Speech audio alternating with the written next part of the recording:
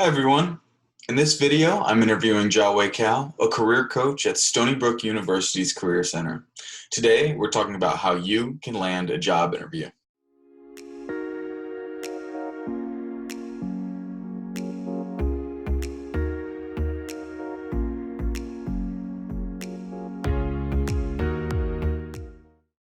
Jia Wei, thanks so much for joining. Absolutely. Always great to be back. Thank you, Jackson. So, applying to jobs can be exhausting. Sometimes it can feel like you're firing applications into a black hole and never hearing anything back. So, how many jobs or internships should students or recent graduates be applying to? Yeah. So for recent grads that I would say right now who are not currently working, they should really be applying to, I would say, at least 2 to 3 jobs a day. The expression, is quality over quantity, but this is one of those cases where you're going to want a little bit of both. And it's important to definitely, if you're applying to a lot of jobs, especially if you're doing a lot of similar jobs, that you keep track of all your applications.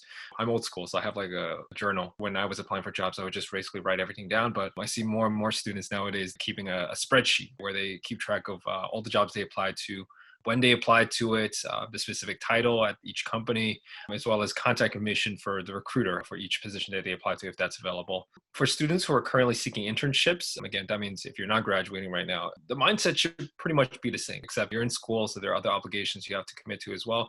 But I would say try to aim to at least apply to 5 to 10 internships a week for positions with deadlines that are posted you can see that like, okay, the deadline's not going to be for another 2 months. It's always better to apply sooner rather than later. We've had recruiters that we work with tell us that, again, sometimes they periodically go in and see what applications are coming in, especially if they got a rolling deadline. And sometimes if they find someone they like, they'll just bring them in right away. And then even though the deadline says November 30th, they've already decided who they're going to take, like, let's say on October 30th. So definitely apply sooner rather than later. Don't wait on that, especially because a lot of the recruiting partners that we work with have also told us again that they've either moved up the recruitment timetable or they've even sped up their onboarding process and everything due to the current pandemic. So I hope that answers the question. Oh, absolutely. So, I know to be offered an interview, your application has to be really impressive and stand out to the employer. So, do you have any advice to help students and recent graduates create compelling resumes, cover letters, and overall applications?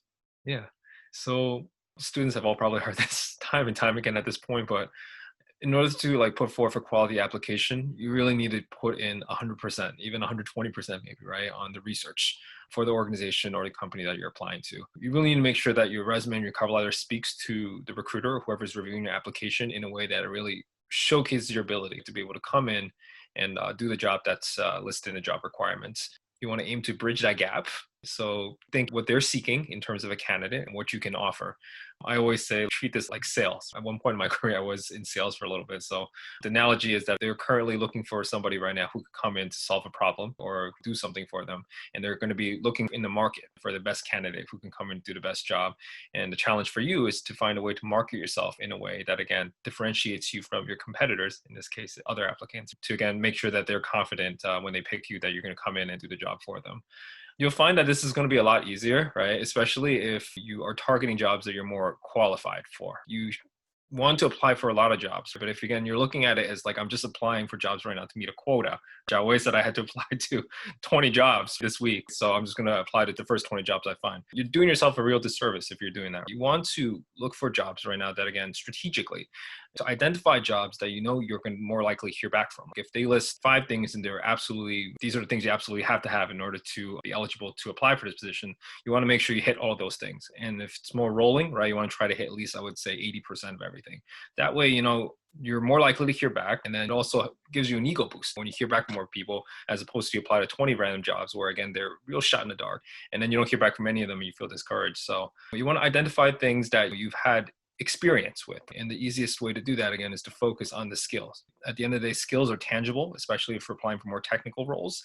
And the more of that tangible factor, right, where you can showcase, here is proof that this is something I've done before in the past, the more likely you're going to hear back from somebody. Other things, that they really love to see, directly related experience is always the best. You want to be able to show, okay, if we're looking for somebody who's had experience developing a website using a certain programming language, and you've done that in a previous job before, yeah, that's point A to point A. It's perfect. But, other things that they look for, especially in college students, especially, again, if you're a recent grad, is leadership qualities, teaching experience, customer service skills, collaborative skills. These are all things that are also looking for. And The best way to really show this again is through your work experience, obviously, right? Work experience, internship experience, but also through any extracurricular activities that you're involved with on campus, as well as any volunteer work that you've had while you were in school. Include any other academic or personal projects that you may have done that, again, are relevant to the position that you're applying for that showcase those skills. Especially, again, if you are a younger student right now and you haven't had a lot of work experience, a lot of curriculums nowadays are designed for you to be able to conduct these projects where, again, you'll gain similar skills to what you'll have if you were actually in a position. Be mindful of the structure and the formatting of your resume. I can't stress that enough. As somebody who once worked as a former recruiter briefly, there's nothing that can distract the person or annoy a person more if, again, like, the structure and the formatting is all over the place. There's grammar, spelling, punctuation mistakes.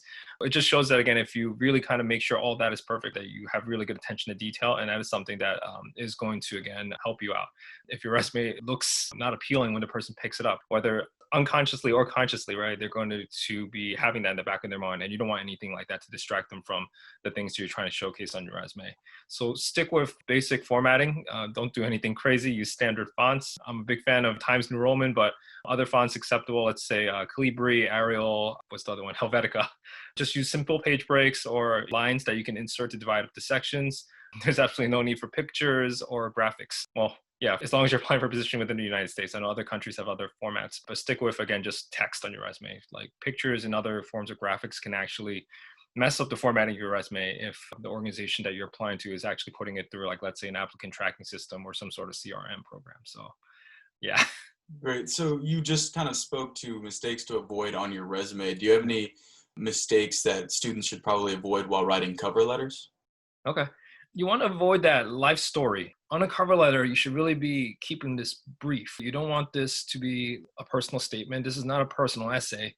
Focus on the skills again. This is an opportunity for you to summarize the key skills that your resume is pointing to, and then a little bit extra space for you to, again, describe either experiences you've had or situation you've encountered before in the past, where you're really able to let these skills speak for themselves. This is an opportunity where you either first develop the skill, or this is an opportunity where you've had multiple instances to use the skill to a point where, again, I can visualize you using the skill and showing mastery. And avoid vague language. You want to avoid general umbrella terms. If you want to emphasize that, like, you have really strong communication skills, definitely break down what that means. Are you a good communicator one-on-one with people? Are you a good public speaker? Are you a really good writer, right? Written communication is huge. Or are you somebody who is able to take command on a team and lead a team? So think of the big umbrella term communication, right? Try to break it down. If you feel like you can break that down further, always do yourself the courtesy and break it down. It'll make your examples that you're trying to bring up to showcase that a lot more easier to showcase in a way to show that skill. So no more than 3 paragraphs. First paragraph should be a brief introduction. The bulk of the paragraph in the second paragraph will focus on, again, the skills and experiences. And the last paragraph should be no more than 3 sentences, just exiting it out saying, thank you again for your time, either reiterating your contact information if you have already done that in the header. Great. So because hundreds of people apply for some jobs, it's easy to feel like your application may never be read, no matter how good it might be. So is there anything that students and recent graduates can do to literally increase the chances of their application reaching hiring managers' desks? Could they reach out to hiring managers or company employees separately? Would that be a good idea? Students should absolutely be following up with folks, especially if you've applied for a job and you've been tracking the application and you haven't heard back for a while, especially, if you know somebody within the organization or if you spoke to a recruiter directly. Email is always a really good start, but I always encourage my students at the very least that they should learn to be more comfortable speaking on the phone. Maybe it's something this current generation of students, but people don't like phone calls no more. But unfortunately, a lot of recruiters do like phone calls. So start off by contacting folks on the recruiting team is usually always a real good bet for you if you still want to learn a little bit more about some of the positions that they're offering. But you shouldn't feel awkward, right? If you want to reach out to, like, let's say somebody who works within the company or an industry leader. It's more about, like, building yourself up to that. You might not necessarily be ready for that right off the bat. So you might want to, again, start off lower. I always encourage students to reach out to folks who are 3 to 5 years out of college. Those are usually the best people to reach out to who will probably respond to you, especially if they're alumni or if they have, like, mutual connections with you. You should always be doing this throughout the year, not only when you're looking for a job, especially nowadays with less and less networking events that your university might be hosting. You want to be able to be consciously trying to build these relationships throughout the entire academic year. So platforms like LinkedIn are usually a great place for you to kind of get started. You don't want to make it seem that you're only reaching out to a person, right? Because you need something from them. You're applying for a job right now, like let's say at a JP Morgan Chase, and you're like, okay, now I need somebody who can advocate me for on the inside. I'm going to go reach out to someone now after I've already applied. If you again have planted that seed earlier on, you've already been speaking to, like, let's say folks who work in finance or fintech throughout the year. These are alumni who, again, you share mutual connections with, and you've been kind of, having conversations about learning more about the industry, what it's like to start off as a young professional, what are some of the tips that they can offer you while you're still in school right now, what are some of the trends in the industry you should be following, and maybe what are some of the things that they should be trying to learn right now, what are some of the things that they're seeing some of the younger, more entry-level people fall short on right now. So by building this connection right now and not directly kind of going into it like, I need something from you right away, you want to be able to kind of build that level of trust, that layer of sincerity. You want to build a reputation with people who are in that field, and you want to be able to turn to them at the right time. I would always say start off with alumni. Alumni are usually the best people. They're more likely to respond. But this, again, is a process. Not everybody is going to respond to you. I've had students tell me that, they reached out to 10, 15 people and they heard back from one person.